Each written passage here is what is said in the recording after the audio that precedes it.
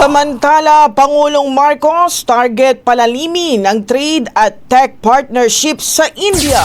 Brigada Maricar Sargan, ibrigada mo. Brigada Live Report. Iginiit ni Pangulong Ferdinand Marcos Jr. ang pangangailangan palawakin ang pakikipag-ugnayan sa ibang bansa, lalo na sa mga larangan ng teknolohiya at ekonomiya sa gitna ng patuloy na tensyon at pagbabago sa Indo-Pacific region. Sa isang policy forum ng Observer Research Foundation, iginiit ng Pangulo na hindi sapat ang Security Alliance, kundi dapat ring palawakin ang kooperasyon sa teknolohiya, ekonomiya at edukasyon. Binigyang diin din ni Pangulong Marcos ang potensyal ng artificial intelligence at digital innovation sa pagtugon sa mga global challenges tulad ng climate change, regional conflict at pagbagsak ng ekonomiya.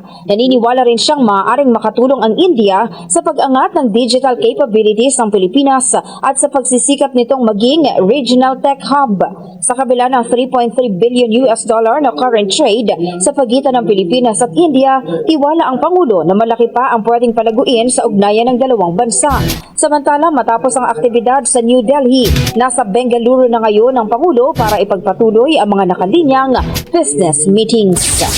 In the heart of changing lives, ako si Brigada Maricar Sargan ng 105.1 Brigada News FM Manila, the News of the News Authority. Ang bahaging ito ay hatid sa atin ng Power Cell Salabat, ginhawa ng bawat nangangarap.